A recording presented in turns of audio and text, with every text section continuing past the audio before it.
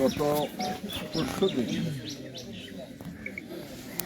এই নির্মম হত্যাকাণ্ড, যেটা ইতিহাসে একটা বিরল দৃষ্টান্ত হয়ে থাকে, একটা মাসুম বাচ্চাকে এইভাবে হত্যা করার ইতিহাস আমি এই প্রথম দেখেছি এবং শুনেছি।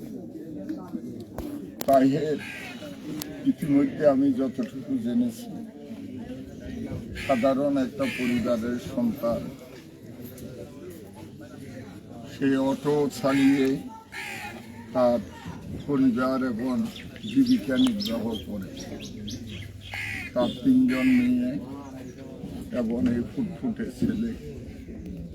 বড় মেয়েটি শুনলাম সেই বাকরুদ্ধ বিকলম। এই জাতীয় ঘটনা বাংলাদেশের একটা বিচ্ছিন্ন দ্বীপ সন্দ্বীপকে নিয়ে আমরা গর্ব করি। সেই সন্দ্বীপে এই জাতীয় একটা ন্যাক্কারজনক ঘটনা হবে, এটা আমরা কল্পনাও করতে পারি নাই। আমি দেখেছিলাম স্পিড বোর্ডে উচ্চতর চিকিৎসার জন্য তাকে চট্টগ্রাম নেওয়া হচ্ছে। আমার ভাতিজাও স্পিড বোর্ডে ছিল, প্রতিমধ্যে সে মারা যায়। চিকিৎসার সেবা তাকে দেওয়া যায় নাই। তার স্ত্রী মনে হয় বাকরুদ্ধ। শুধু স্ত্রী নয়, এখানে আমরা যারা উপস্থিত আছি, আমরা কেউ কিন্তু এই ঘটনার পর ভালো থাকতে পারি না।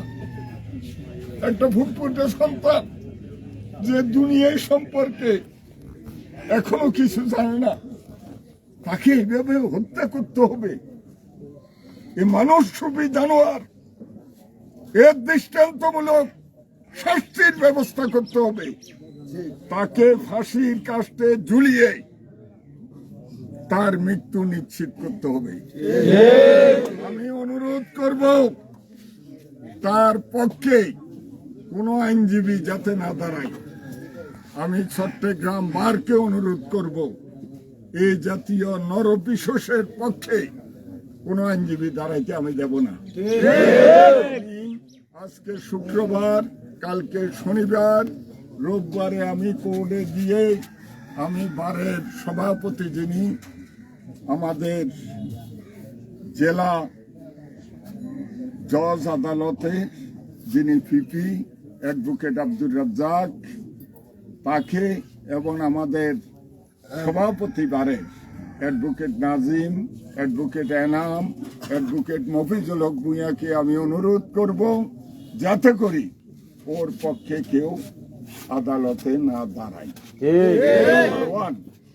নাম্বার 2 হবে, এই লোককে কেউ কোনো সহযোগিতা করবেন না। জেলখানায় গিয়ে কেউ দেখা সাক্ষাৎ করবেন না। আমি জেলখানা তো আমি জেলার এবং ডিআইজি প্রিজন তাদেরকে অবহিত করব, এই জাতীয় লোক যাতে করে জেলখানার ভিতরও কষ্ট পায়। আমি তাইরকে বলবো, আল্লাহর হয়তো নির্দেশনা ছিল তোমার ছেলে এইভাবে মৃত্যু হবে, সেটা আমাদেরকে হয়তো মানতে হবে। যদিও কোনো পিতা, কোনো মা, কোনো আত্মীয় স্বজন এই জাতীয় মৃত্যু মানতে পারে না।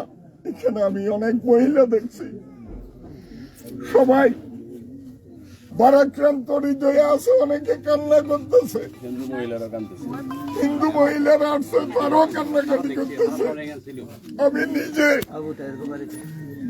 নিজে বাকরুদ্ধ হয়ে গেছি, আমার কথা বের হচ্ছে না। কি সুন্দর ছেলে, রাজপুত্রের মতো চেহারা, তাকে এমন ভাবে মারতে হবে, এমন ভাবে মারতে হবে। হাইরে দুনিয়ায়, এ কেমন তোর দুনিয়ায়, এ কেমন তোর মানুষ, কে তাকে জন্ম দিয়েছে? আজকে আমিও চিন্তা করতে হয় এই জাতীয় জানোয়ারের পিতাকে মাতাকে। আমি অনুরোধ করব আপনাদেরকে এর সাথে কেউ কোনো সম্পর্ক রাখবেন না। আর একটি কথা আমি বলি, তার ঘর ও পদার্থের উপর আমরা কোনো আঘাত করব না, তার ঘরের উপর আমরা হামলা করব না। আমরা তার শাস্তির দাবি করি। কোনো পুলিশ এই মামলার যে তদন্ত কর্মকর্তা, আমি ওসির সাথে কথা বলেছি, আমি ওসির সাথে দেখা করব। এই মামলার যে কর্মকর্তা অর্থের বিনিময়ে যাতে এই মামলাকে কোনো ধরনের কোনো সুযোগ আদায় করতে না পারে সেই ব্যাপারে এখানে মগদারা বিএনপির সভাপতি ফখরুল ইসলাম, সাধারণ সম্পাদক আলমগীর, আমাদের মাইকভাঙ্গা বিএনপির সভাপতি হুমায়ুন কবির, আমাদের সাধারণ সম্পাদক ডাক্তার ইব্রাহিম, অনেক মামলার দক্ষ এখানে সোলোমান বাদশা জীবনে অনেক মামলা খেয়েছে, মামলা সম্পর্কে তার আইডিয়া আছে। যারা মামলা সম্পর্কে বুঝেন এখানে আমাদের কামরুল, সেও যথেষ্ট, যেহেতু সেই এই গোষ্ঠীর ছেলে। আমি সবাইকে অনুরোধ করব এই মামলার বিষয়ে আপনারা খোঁজখবর রাখবেন, আমাদেরকে অবহিত করবেন। আমি নিজে দায়িত্ব নিচ্ছি যতটুকু করার। আমাদের সাইফুল আছে, আমাদের স্বেচ্ছাসেবক দলের নয়ন আছে, যুব দলের আমাদের কামরুল আছে, আমাদের ইউসুফ সাহেব আছেন। আমি অনুরোধ করব, আমি ইতিমধ্যে আমেরিকাতে কথাবার্তা বলেছি, সেখানে সোসাইটিকে বলেছি যে ও ট্যাক্সি অটো চালায়, ওর পরিবার এই অবস্থা, তার একটা মেয়ে বাকরুদ্ধ, কথা বলতে পারে না। আপনারা কিছু সহযোগিতার হাত বাড়াবেন, আশা করি তারা করবে। আপনাদেরও অনেকের আত্মীয় স্বজন দেশের বাইরে আছে, আপনারা বলে কইয়ে এই পরিবারের জন্য কিছু সহযোগিতার ব্যবস্থা করবেন। হয়তো ছেলেকে আমরা ভাবো না, কিন্তু হাজারো আমরা ওর ভাই আছি, ভাইয়ের ভাই আছি তো আমরা। যদি আমরা থেকে থাকি, এখানে আমাদের বোনেরা আছে, সবাই মিলি আমরা একটা তাইরের পরিবারকে দেখতে পারবো না। আর আমি আর একটা অনুরোধ করব, আমাদের এই মৌসুমে এখানে টিয়ার কাবিখার কাজ হচ্ছে এবং কিছুদিনের ভিতরে এটা আরম্ভ হবে। মগদারাতে যে কয়টা প্রকল্প হবে, প্রত্যেকটা প্রকল্প থেকে কিছু কিছু টাকা এই পরিবারের জন্য আপনারা নিয়ে দেবেন। এটা আমি সভাপতি এবং সেক্রেটারিকে আমি অনুরোধ করে যাচ্ছি, যারা এই প্রজেক্টের দায়িত্বে থাকবে তাদের থেকে সামান্য কিছু টাকা নিলে, 5টা প্রজেক্ট হলে ধরেন 5 25,000 টাকা, 25,000 টাকা এখন তার পরিবারের জন্য একটা বড় ধরনের আছে। যেভাবে পারেন সহযোগিতা করবেন। আমি দোয়া করি তাই আল্লাহ তোমার ছেলেকে নিয়ে গেছে, হয়তো ছেলেকে আর পাবে না।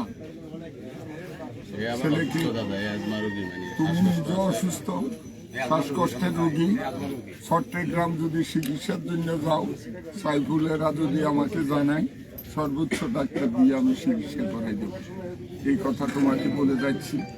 আমরা রাজনীতি করি, আমরা মানুষের আপদে বিপদে আমরা সাথে থাকি, ইনশাল্লাহ আমাদের সহযোগিতা পাবে। আর এখানে আমার মা বোন যারা উপস্থিত আছেন সবাই ওর জন্য দোয়া করবেন, আল্লাহ যাতে তাকে বিয়েস্ত নসিব করে। সবাই দোয়া করবেন তো ইনশাআল্লাহ। করবেন, তাই মনকে শক্ত করো, তোমার স্ত্রীকে বুঝাও। আমি যৎসামান্য কিছু সহযোগিতা করলাম, তাহের এটা রাখো। সোলোমান বাদশা কিছু সহযোগিতা করছে, এটা রাখো। আমরা সবাই আছি তোমার সাথে, আমরা সবাই তোমার সাথে আছি। ঠিক আছে, ঠিক আছে, ভালো থাকবেন সবাই। এই যে আমার ব্যয় দিচ্ছি, এটা রাখুন। ইনশাল্লাহ সবাই তোমার সাথে আমরা আছি, সবাই তোমার সাথে আছি। তাই তুমি আমরা একটু খবর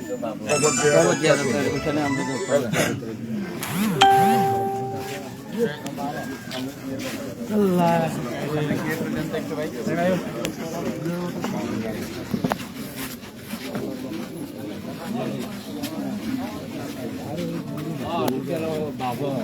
খিরি তোর আর কল দেবো মনে করছি। কি অবস্থা, ভালো আছে?